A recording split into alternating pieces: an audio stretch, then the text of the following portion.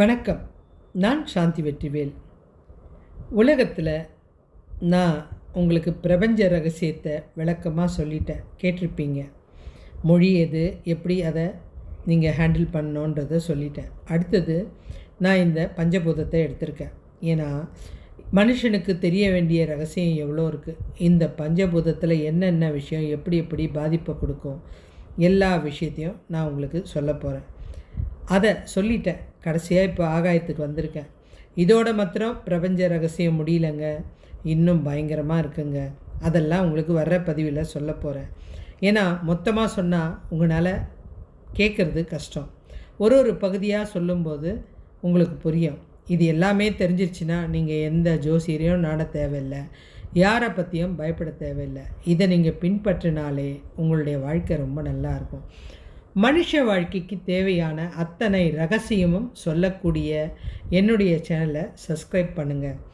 சரி, பஞ்சபூதத்தில் நம்ம நிலத்தை தெரிஞ்சுக்கிட்டோம், நீரை தெரிஞ்சுக்கிட்டோம், அடுத்து நெருப்பை தெரிஞ்சுக்கிட்டோம், காற்றை தெரிஞ்சுக்கிட்டோம். இப்போது ஆகாயத்துக்கு வந்திருக்கோம். உலகத்தில் இருக்கிற அத்தனையும் சுமக்கிறது இந்த வெற்றிடமான ஆகாயம்தான். பஞ்சபூத ஸ்தலத்தில் ஆகாயத்தின் ஸ்தலமாக இருக்கிறது சிதம்பரம் நடராஜர் கோவில் தான். இங்கே சிதம்பர ரகசியம் கேள்விப்பட்டிருக்கீங்களா? கருவறைக்கு போவோம். அங்கே போனால் அங்கே உருவமே கிடையாதுங்க, கடவுளே கிடையாது. ஒரு வெறும் சுவர் இருக்கும், அதுக்கு மேலே ஆகாயம் தெரியும். அங்கே தான் தங்கத்தில் வில்வையலை மாட்டியிருக்கும். இது தாங்க சிதம்பர ரகசியம். இது உங்களுக்கு என்ன விஷயத்தை சொல்லுது? இறைவன் என்பவன் எல்லா இடத்திலும் ஒரு வெற்றிடம் இல்லாமல் அனைத்திலும் நிறைந்து இருப்பவர் என்பதை தான் இந்த விஷயம் சொல்லுது. மற்ற 4 பூதங்களும், அதாவது நிலம், நீர், நெருப்பு, காற்று, இது அத்தனையும் ஆகாயத்துக்குள்ளே தான் அடக்கும். இந்த ஆகாயம் அப்படின்றது வெற்றிடம் இல்லைங்க. இந்த பூதங்களுக்காவது இடம் இல்லை, ஆனால் ஆகாயம் எல்லாத்துக்கும் இடம் கொடுத்து வச்சுருக்கு. ஏன்? பிரபஞ்சத்துடைய ஆதியும் அந்தமும் அந்த ஆகாயம்தான். இது அங்கே தான் இறைவன் இருக்கார் அப்படின்றத நமக்கு உணர்த்துது. இது நிறைய பேருக்கு தெரியவே இல்லை. நான் இதை இன்னும் விரிவாக உங்களுக்கு சொல்கிறேன். இதில் இருக்கிற அறிவியல் விஷயத்தை நம்ம தெரிஞ்சுக்கணும். வெற்றிடம்னா, அதாவது நம்ம ஒரு இடத்த வெற்றிடம் அப்படின்னா அந்த இடத்துல என்ன ஆற்றல் இருக்கும் நீங்கள் யோசிச்சு பாருங்களேன். பேசுகிறவங்கள கூட நம்பிடலாம், ஆனால் ரொம்ப மௌனமாக இருக்கிறவங்க எப்போ வெடிப்பாங்கன்றது தெரியாது. எவ்வளோ பெரிய ஆச்சரியமான விஷயம். அணு தயாரிக்கிறாங்கல்ல, அந்த அணுவுக்குள்ள 99.9% வெறும் வெற்றிடம்தான். அந்த அணுவோட சக்தி அந்த வெற்றிடம்தான் தீர்மானிக்குது. இது ரகசியமான அறிவியல். இது வெறும் நம்மளுடைய விஷயங்களை பிரபஞ்சத்துக்கிட்ட கொண்டு போகிற ஒரு ஒளி சக்தி கிடையாது. பிரபஞ்சத்தின் ஆதி ஒளியான ஓம் இந்த ஆகாயத்தில் தான் அதிர்வை தந்துக்கிட்டே இருக்குது. பூமிக்கும் சூரியனுக்கும் கீழே இடையில் நிறைய கோடிக்கணக்கான நட்சத்திரங்கள் இருக்கிறது இந்த ஆகாயத்தில் தாங்க. இதுக்கு எல்லையே கிடையாது. அதாவது யாராவது ஆகாயத்தில் இங்கே தான் தொடங்குது, இங்கே தான் முடியுதுன்னு சொல்ல முடியுமா? கடவுள் ஏதோ ஒரு ரகசியத்தை அதில் ஒழிச்சு வச்சுருக்காரு. சரி, இந்த ஆகாயம் வெற்றிடம் சொல்கிறீங்க, இது நம்ம உடம்புல எங்கே இருக்குது? காது மடல், நாசி துளைகள், செல்கள் கிட்ட இந்த இடம்லாம் வெற்றிடம் நிறைய இருக்குது. அதெல்லாம் தாண்டி மனசுக்குள்ள இது ஆத்மா வடிவத்தில் இருக்குது. மனசில் இருக்கிற அந்த ஆத்மா ஆகாயத்தை போன்றது. நிறைய எண்ண மேகங்கள் வந்து போகிட்டே இருக்கும். இந்த ஆகாயத்தை போல் அந்த மனம் அசையாமல் அமைதியாக இருக்கும். ஒரு நிமிஷம் இந்த மனம் சும்மாவே இருக்காது, நிறைய எண்ணம் வந்துக்கிட்டே இருக்கும். ஆனால் அது எது வந்தாலும் அது கலங்காது, ஒரே மாதிரி தான் இயங்கிட்டுருக்கும். நிறைய பேர் உயிர் வாழறதுக்கு அதுவே காரணம். எல்லாத்தையும் கொண்டு போய் அந்த மனசில் கொண்டு போய் அடைச்சிக்கிட்டா எப்படிங்க நம்மளால் வாழ முடியும்? மனசும் கோவில் மாதிரி, மனம் எனும் கோவில்னு சொல்கிறாங்க. அந்த கோவிலில் வர்றவங்க போகிறவங்களுக்கெல்லாம் இடம் கொடுத்தா அது ஒரு நிம்மதி இல்லாத இடமாயிடும். அப்போ எப்படி இருக்கணும்? அந்த மனசு ஆகாயத்தை போல் காலியாக இருக்கணும். நீங்கள் அதை வெற்றிடமாக எவ்வளோக்கு எவ்வளோ வச்சுருக்கீங்களோ அவ்வளோக்கு அவ்வளோ அதிலிருந்து உங்களுக்கு ஆற்றல் கிடைக்கும். இந்த ரகசியம் உடல் சம்பந்தப்பட்டது.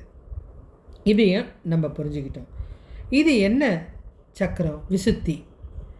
மனுஷனுடைய மையப்பகுதியாக இருக்கிற தொண்டைக்குழி தான் இந்த விசுத்தி சக்கரம். ஒரு மனுஷனை நிர்ணயிக்கிறது இதுதான். மனுஷனை இந்த விசுத்தி சக்கரம் எப்படி நிர்ணயிக்க முடியும்? குரல் ஆற்றல் தாங்க.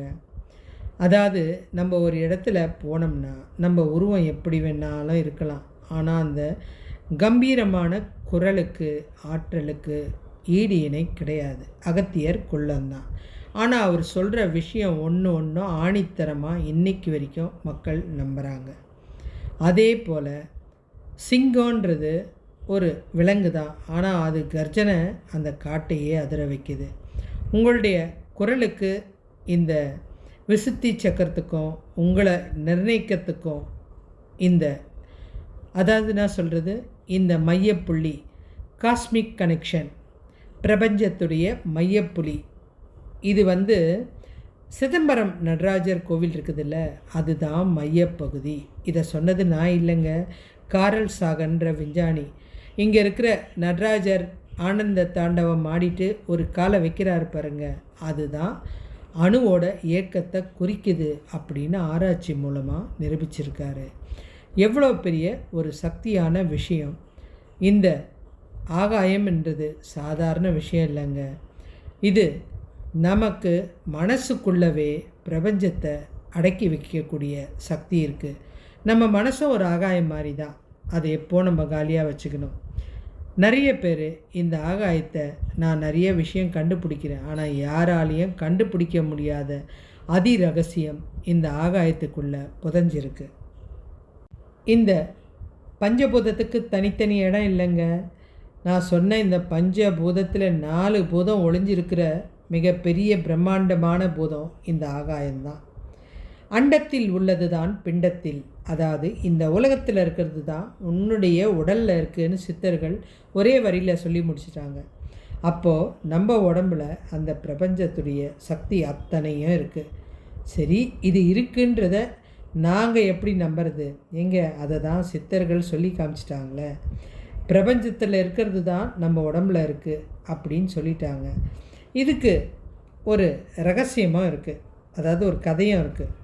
மேகம் ஒரு வாட்டி வானத்தை பார்த்து மறைச்சிக்கிட்டு, நான் உன்னை மறைச்சிட்டேன், இனி நீ உலகத்துக்கு தெரிய மாட்டேன் அப்படின்னும் போது வானம் கம்பீரமாக சிரிச்சுது.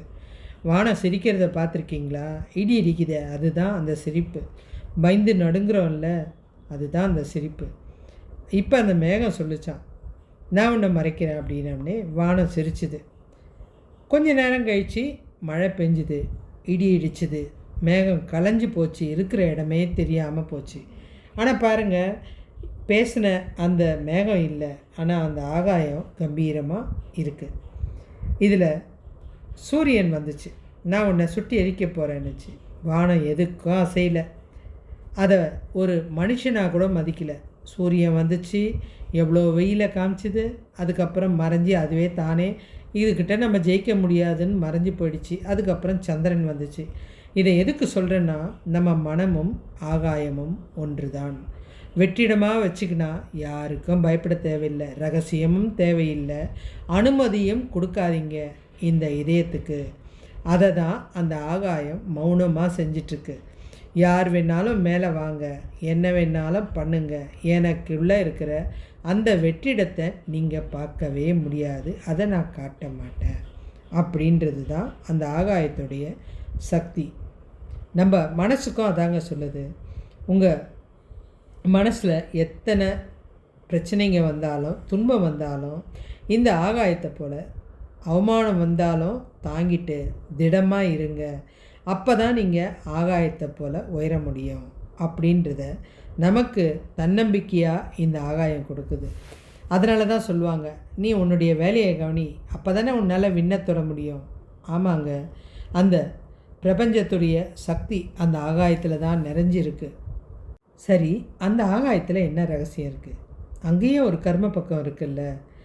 ஆகாயத்தில் எவ்வளோக்கு எவ்வளோ வெற்றிடம் இருக்குதோ அதில் ஒரு மர்மமாக இருக்கும். அது ஒரு புதைக்குழி மாதிரி. ஆகாயத்தில் நட்சத்திரங்கள் பிறக்குது. ஆனால் நிறைய இடத்துல அது விழுது. ஆனால் எதுவுமே வெளியில் தெரியறதில்ல. ஒரு நாளைக்கு எத்தனை நட்சத்திரம் விழுது தெரியுமா? அத்தனையும் எவ்வளோ ஒரு சக்தி வாய்ந்த அணுக்களான ஒரு கற்கள். அதெல்லாம் எப்படி ஆகாயத்தில் இருக்குது, மறையுது, தோன்றுது, இதெல்லாம் புரியாத ரகசியம். நம்மளுடைய எண்ணங்களை சுமந்துட்டு போகிற ஒரு எண்ண அலைகள் மாத்திரம் இல்லைங்க, சக்தி வாய்ந்த இடம். நிறைய பேரை அது அந்த இருட்டு பக்கம்ன்ற ஒரு கருமை பகுதிக்கு அழைச்சிட்டு போய் மறைக்க வைக்குது. இன்னும் ஆச்சரியமான தகவல்கள் இருக்குது. இந்த ஆகாயத்தில் உங்களுக்கு காலமே கிடையாது. அது தெரியுமா உங்களுக்கு? அங்கே போயிட்டா நீங்களாகவே இருக்க மாட்டீங்க. நாங்கள் புது விஷயம் சொல்கிறீங்க.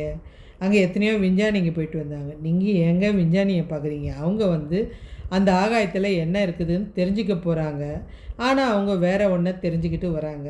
நான் சொல்கிறது, சித்தர்கள் ஆத்ம ரூபத்தில் இன்றைக்கும் பல்லாயிரம் யுகங்களை கண்டு பல கோடி ஆண்டுகள் வாழ்ந்து கொண்டிருப்பது இந்த ஆகாயத்தில் தான்.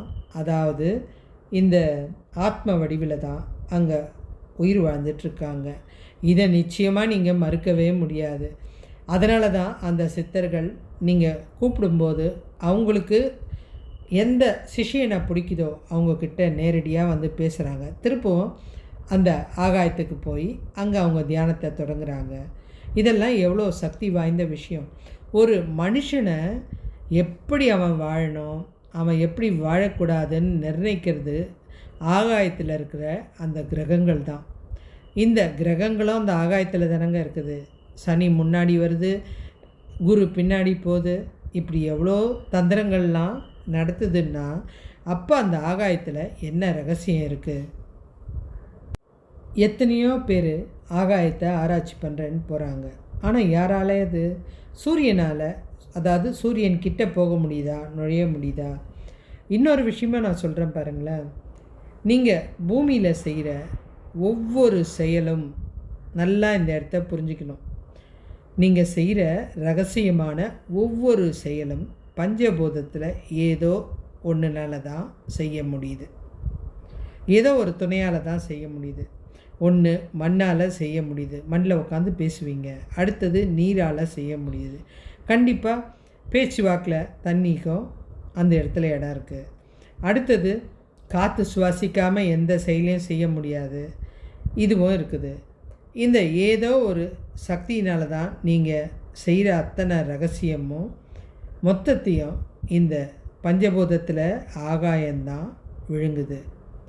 சரி, இது பஞ்சபூதத்தை எப்படி விழுங்குது அப்படின்றத நீங்கள் தெரிஞ்சுக்கணும். நான் சொல்ல போகிற இந்த கருத்தெல்லாம் எந்த ஜோதிடராலேயும் எந்த ஒரு யாராலையும் சொல்ல முடியாது. ஆனால் நான் உங்களுக்கு எல்லாத்தையும் சொல்கிறதுக்கு காரணம், இதில் இவ்வளோ ரகசியம் இருக்குங்க, தப்பித்தவறி கூட இதெல்லாம் செஞ்சிடாதீங்கன்றதுக்காக தான் இதை சொல்கிறேன். காற்று இந்த ஆகாயத்தில் எல்லாம், அந்த பஞ்சபூதம் எல்லாம் தனித்தனியாக சொல்லியிருக்கேன் உங்களுக்கு, ஏன்னா நீங்கள் தெரிஞ்சுக்கிறதுக்காக. இதில் இன்னொரு விஷயம் நம்ம சொல்கிறோம், நன்மை தீமையை நம்ம பார்க்கவே இல்லையே. நம்ம மௌனமாக இருக்கும்போது, தியானம் செய்யும்போது ஆகாயம் நமக்கு ஞானத்தை தரும். இது நன்மை தானங்க. நமக்கு ஞானத்தை வாரி வாரி வழங்கும். நம்ம மூச்சு பயிற்சியை செய்யும்போது இந்த காற்று துணை புரியும். நம்ம எண்ணெய் அலைகளை சுமந்துட்டு போய் நம்மளுடைய எண்ணெய் எதுவோ அதை கொண்டு கொடுக்கும். இது இந்த ஆகாயத்துக்கு இருக்கிற நல்ல குணம். நீங்கள் நல்லதை நினைக்கும் போது அது உங்களுக்கு நல்லதை செய்யுது. இந்த தவறுன்றது இந்த பிரபஞ்ச விதியை மீறி நடக்கிறது. ஒளி ஆகாயத்திலேருந்து தான் பயணிக்குது. ஆனால் இதனால் வர விபத்துக்கள் இருக்குது இல்லையா, மனத்துயரம் வாழ்க்கையில் ஒரு வெற்றிடத்தினால தான் ஏற்படுது. இந்த பூமியில் நம்ம செய்கிற நிறைய தப்புன்னா இந்த ஆகாயத்துக்கு தெரியாமல் நம்ம செய்கிறோன்னு நினச்சிட்ருக்கோம். ஆனால் இந்த ஆகாயத்துக்கு எல்லா விஷயமும் தெரியும். அது எப்போ வெடிக்கும்ன்றது ரகசியமான ஒன்று. இந்த தவறுன்றது நம்ம யாருக்கும் தெரியாதுன்னு ரகசியமாக தவறாக பேசுகிறது, நம்ம இன்னொருத்தரை பற்றி மன கஷ்டப்படுத்துறது, இது எல்லாமே அந்த ஆகாயத்துக்கு போய்கிட்டு தான் இருக்குது.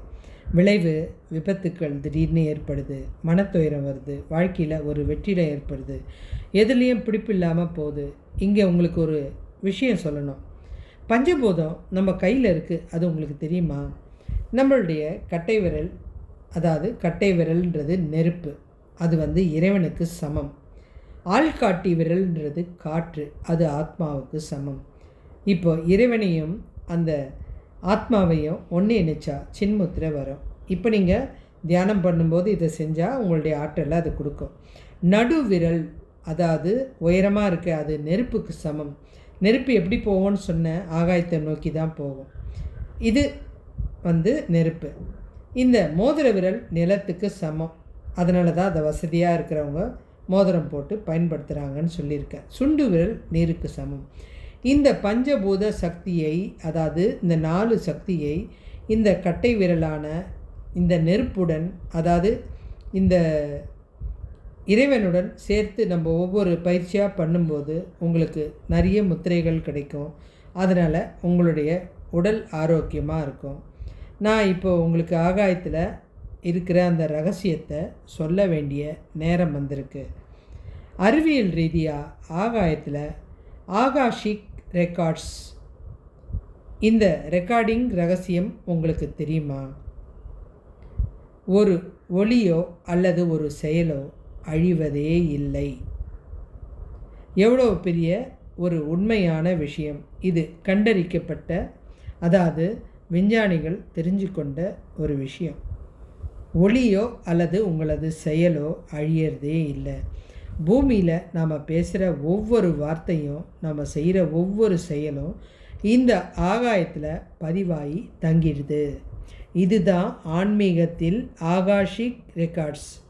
ஆகாஷிக் ரெக்கார்ட்ஸ் அப்படின்னா தமிழில் சொல்லணுன்னா ஆச்சரியப்பட போகிறீங்க, சித்திரகுப்தனின் கணக்கு. சித்திரகுப்தன் ஏதோ ஒரு குகையிலையோ அல்லது நல்ல பிரம்மாண்டமான மாளிகையிலையோ உட்காந்து உங்கள் கணக்கை எழுதலைங்க. ஆகாயந்தாங்க நம்ம அந்த நம்ம நோட்ஸ் எல்லாம் எழுதி வைக்கிற ரெக்கார்டு.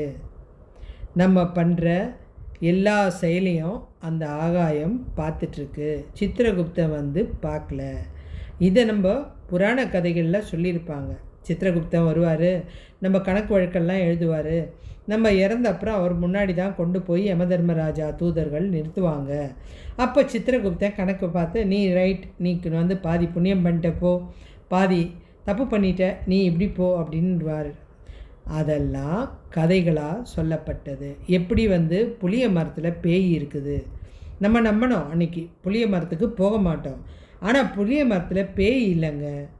அந்த காற்று நமக்கு உஷ்ணத்தை கொடுக்கும், அதனால் ஜுரம் வரும், அதனால் உடம்புல கட்டி வரும். பெரியவங்க எது சொன்னாலும் நம்ம கேட்கக்கூடாதுன்னு ஒரு முடிவோடு இருப்போம். அப்போ பெரியவங்க பேயின்னு சொல்லிட்டா நம்ம அந்த இடத்துக்கு போக மாட்டோம். நம்ம என்ன பண்ணுவோம், அந்த இடத்துக்கு போயிட்டு ஜுரம் வந்துச்சுன்னா பேய், அதனால தான் ஜுரம் வந்துருச்சு, மனசும் அதை தான் சொல்லும். அதே தான் இது. சித்திரகுப்தன் கிடையாது. ஆனால் நம்ம கணக்கை எழுதுறது இந்த பிரபஞ்சத்தின் மிகப்பெரிய மெமரி கார்டு தான் இந்த ஆகாயம். இப்போ உங்களுக்கு இந்த ஆகாயம் யாருன்றது உங்களுக்கு புரிஞ்சிருச்சா? இப்போ இந்த ஆகாயத்துக்கு தெரியாமல் ஒரு செயலை உங்களால் பண்ண முடியுமா? நீங்கள் 4 செவத்துக்குள்ளே உட்காந்து எதை செஞ்சாலும் இந்த காற்று நேராக கொண்டு போய் ஆகாயத்துக்கிட்ட சொல்லிடும். நம்ம நினைக்கிறோம் இந்த பஞ்சபூதம் சும்மான்ட்டு. யோசிச்சு பாருங்கள், நம்ம பேசுகிற வார்த்தை அலைவரிசையாக அந்த ஆகாயத்துக்கு போய் சேர்ந்துடும். நம்ம ஒருத்தருக்கு செய்கிற தீமை அந்த பூமி போய் ஆகாயத்தில் சொல்லிடும். நம்ம சுவாசிக்கிற இந்த காற்று மூலியமாகவோ நீர் மூலியமாகவோ எல்லாமே நீரை எப்படியும் போகுது, உங்களுக்கு அந்த வெயில் மூலியமாக நீர் திரும்பியும் ஆகாயத்துக்கு போகுது. அப்போது இவங்க 5 பேரும் தூதர்கள். இந்த நிலம், நீர், நெருப்பு, ஆகாயம் எல்லாமே தகவலை சேகரிச்சுட்டு நேராக சித்திரகுப்தன்கிட்ட தான் போகுது. சித்திரகுப்தன் எழுத பத்தாத நோட்டு தான் இந்த ஆகாயம். இந்த ஆகாயத்தில் இவ்வளோ பெரிய மெமரி கார்டு சேகரிக்கப்பட்டிருக்குது. எவ்வளோ பெரிய ஒரு பிரபஞ்ச ரகசியம்! அதுதான் நம்ம செய்கிற செயலுக்கு அத்தனைக்கும் பதில் சொல்லிக்கிட்டே இருக்கும். சில விஷயத்துக்கு உங்களுக்கு பதில் சொல்ல தெரியாமல் கதறி அழுதுருப்பீங்க. நீங்கள் வாழ்க்கையில் கண்டிப்பாக இதை ஒரு நாள் அனுபவிச்சிருப்பீங்க. நான் இதை பண்ணனே, இது ஏன் தெரியல, என்னை எப்படி தப்பாக புரிஞ்சுக்கிட்டாங்க அப்படின்னு ஒரு அழுகை. அந்த அழுகையை நீங்கள் ரகசியமாக தான் அழுதுருப்பீங்க. ஆனால் அந்த பிரபஞ்சம் எல்லா வழியிலையும் உங்களை பார்த்துக்கிட்டு தான் இருக்குது. அதுக்கு தகுந்த பதிலை கொடுக்கும். இதை உங்களுக்கு வேதத்தில் கூட சொல்லியிருப்பாங்க. நீங்கள் கூட உங்களுக்கு தவறு செய்கிறவங்கள மன்னிச்சிடலாம், ஆனால் இந்த பிரபஞ்சம் மன்னிக்காது. இப்போ உங்களுக்கு புரிஞ்சிருக்கும் நான் எதுக்காக இந்த பஞ்சபூதத்தை எடுத்தேன்றது. அப்போ பிரபஞ்சத்துக்கும் இந்த பஞ்சபூதத்துக்கும் சம்மந்தம் இருக்குது. நம்ம நினைக்கிறோம் சீக்ரெட் பேசுகிறோம் அப்படின்னு ஒரு கதவை சாத்திக்கிட்டு உட்காந்துட்டு ஒருத்தரை பற்றி தப்பாக பேசுறது, ஒரு மனுஷன் இல்லாதப்போ அவரை பற்றி குறை சொல்கிறது, ஒரு மனுஷன் நோகடிச்சிட்டு அதனால் ஒரு ஆனந்தப்படுறது, ஒருத்தர் வளர்ச்சியை குழி தோண்டி புதைச்சிட்டு நம்ம நிம்மதியாக இருக்கிறது, இது யாருங்க பார்க்க போகிறா? உங்களுக்கு ஒரு விஷயம் கூட சொல்லணும். இதில் ஒரு சிறுவன்கிட்ட ஒரு சன்னியாசி ஒரு பழத்தை கொடுத்து, உலகத்தில் யாருக்கும் தெரியாமல் போய் நீ சாப்பிடுப்பா, ஏன்னா காலையிலேருந்து நீ நிறைய உழைச்சிருக்க, இது யாருக்குமே சொல்லாத, முக்கியமாக இந்த ஆசிரமத்தில் இருக்கிற பசங்களுக்கு சொல்லாத, ரகசியமாக சாப்பிடு அப்படின்னு சொன்னார். அந்த ஆசிரமத்தில் ஒரு 100 பசங்க இருந்தாங்க. இந்த பையன் அந்த பழத்தை எடுத்துகிட்டு போய் போனவன் திரும்பி வரவே இல்லை. கடைசியில் அந்த பழத்தை குருக்கிட்டேயே கொடுத்தான். எதுக்காக அப்படின்னு கேட்கும்போது, சாமி நீங்கள் ரகசியமாக சாப்பிட சொன்னீங்க, இந்த பசங்களுக்கு தெரியாமல் கூட சாப்பிட்டுடலாம், இந்த பஞ்சபூதத்துக்கு தெரியாமல் நான் எப்படிங்க சாப்பிட்றது, அது கண்டிப்பாக அது ரெக்கார்டில் போய் சேர்ந்துடும்ல அப்படின்னா. இது ஒரு மிராக்கிளான விஷயந்தாங்க. நம்ம நினைக்கிறோம் நம்மளுடைய ரெக்கார்டு யாருக்கும் தெரியாதுன்னு. நம்ம அந்த ஆகாயத்தை சாதாரணமாக காலியாக இருக்குது சும்மா அப்படி பார்த்துட்டு சிந்தனை வச்சுட்டு ஏதோ ஒரு கவிதையோ பாட்டோ எழுதிட்டு ஏதோ காலத்தை போக்கிட்டுருக்கோம். ஆனால் நம்முடைய மொத்த தகவலும் அது சேகரிக்குது. நீங்கள் பிரபஞ்சம்னா பார்க்குற முதல் இடம் அந்த ஆகாயம்தான். நீங்கள் கடவுள் இருக்காரா இல்லையான்னு தெரியணுன்னா அந்த ஆகாயம்தான். மூச்சு பயிற்சி செய்யணுன்னா காற்றை இழுத்து விடுறதும் அந்த ஆகாயத்தை நோக்கி தான். உங்கள் மனசில் அதிகபட்சம் நான் உங்களுக்கு இந்த ஆகாயத்தை எதோட கனெக்ட் பண்ணி சொன்னேன், மனசோட. இப்போ யோசிச்சு பாருங்கள், நீங்கள் மனசு நொந்து ஒருத்தர்கிட்ட பேசும்போது நான் என் மனசறிஞ்சு அப்படின்னு உங்கள் இதயத்து மேலே கை வச்சுட்டு தான் சொல்லுவீங்க. நான் இந்த தப்பை பண்ணலை அப்படின்றதுக்கு அதிகபட்சமாக நம்ம இதயத்து மேலே தான் கை வைப்போம். இந்த ஆகாயத்துக்கும் இதயத்துக்கும், நம்ம இதயத்தில் நினைக்கிற ஒவ்வொரு விஷயத்துக்கும் எவ்வளோ தொடர்பு இருக்குது பாருங்கள். நானே நிறைய வாட்டி இந்த ஆகாயத்துக்கு எல்லையே இல்லையா, கிடையவே கிடையாதுங்க, இது முடிவும் தொடக்கமும் யாருக்குமே தெரியாது. அப்போ எவ்வளோ பெரிய பிரம்மாண்டமான மொத்த ரகசியமும் இந்த ஆகாயம் ஒழிச்சு வச்சுருக்கிறதுனால தான் அது அமைதியாக இருக்குது. ஆனால் எப்போவுமே கடவுள் அமைதியாக இருக்காருன்னு நினைக்காதீங்க. எப்போ அதால் சிசுபாலன் கணக்கு போல் ஒவ்வொரு தவறுக்கும் பரவாயில்ல விடு, நம்ம பையன் தானே பார்த்துக்கலாம் அப்படின்னு சொல்கிற இந்த ஆகாயம் என்னைக்கு வெடிக்கும்னு தெரியாது. அதனால் நம்ம பண்ணுற செயல் எந்த இருட்டு அடையில் இல்லை பாதாள லோகத்துக்கு போய் செஞ்சாலும் எல்லாமே அந்த ஆகாயத்தின் கணக்குக்கு போயிடும். இந்த ஆகாயம் என்பது வெற்றிடம் அல்ல, உங்களது ஆவணம். அதாவது என்ன சொல்கிறது, பத்திரம், உங்களுடைய விஷயம் எல்லாம் தெரிஞ்ச தாய் பத்திரம். அது வெற்றிடம் கிடையாது. இது நீங்கள் பேசுகிற ரகசியம், புண்ணியம், அந்த பூமியில் நடக்கிற ஒவ்வொரு அதிர்வும் சேமித்து வைக்கிற ஒரு ரெக்கார்ட் சிப். இது நமக்கு கண்ணுக்கு தெரியாது, ஆனால் இது ரகசியம் இருந்தது. இதை நீங்கள் வேறு மதத்தில் பார்த்தா கூட ஆதாம் ஏவாள் யாருக்கும் தெரியாமல் கூட ஒரு விஷயத்தை செஞ்சாங்க. ஆனால் அது கடவுளுக்கு எப்படி தெரிஞ்சுது? இந்த சிப் மூலியம்தான். இதை நம்ம வேதத்துலேயும் எப்படி சொல்கிறாங்க, அந்த ஆகாயத்துக்கு தெரியாமல் எதையும் செய்ய முடியாது. யோசிச்சு பாருங்கள், நம்ம மனுஷன் என்ன சொல்கிறோம், மனசுக்கு தெரியாமல் எதையும் செய்ய முடியாது. எவ்வளோ பிரம்மாண்டமான ரகசியம். உங்களுடைய ஒவ்வொரு செயலும் அந்த ஆகாயம் சுமந்துக்கிட்டு இருக்குது. அது உங்களுக்கு துன்பப்படும் போது தேவையான நேரத்தில் அது யார் மூலமாக உங்களுக்கு கொண்டு சேர்க்கும். நீங்கள் பதிவு பண்ணலைன்னாலும் அது பதிவு பண்ணி வச்சுருக்குது. நீங்கள் பண்ண புண்ணிய கணக்கும் அது சேமிப்பை சேர்த்து வச்சுருக்குது. அதுதான் சித்திரகுப்தன். இந்த ரகசியம் உங்களுக்கு முழுவதுமாக தெரிஞ்சிடுச்சு. உங்களுக்கு பஞ்சபூத ரகசியம் பிடிச்சிருந்தா சப்ஸ்கிரைப் பண்ணுங்கள், ஷேர் பண்ணுங்கள். இதுக்கப்புறம் நம்ம என்ன பற்றி பேசலான்னா, கிருஷ்ணருக்கு 8 குணம் இருக்காங்க. அந்த 8 குணம் சாதாரணமாக இல்லைங்க. 4 நாளாக சொன்னால் தான் உங்களுக்கு புரியும். அந்த 4 குணத்தையும் நம்ம அழகாக உணர்ந்துட்டோம்னா வாழ்க்கையில் ஒரு சிறந்த மனுஷனாக வாழ முடியுங்க. எவ்வளோ பெரிய ஆற்றல் பாருங்களேன். இதை நீங்கள் அனுபவிக்கும்போது உங்களுக்கு மகிழ்ச்சியாக இருக்கும். சரியா? அடுத்த பதிவில் பார்க்கலாம். நன்றி, வணக்கம்.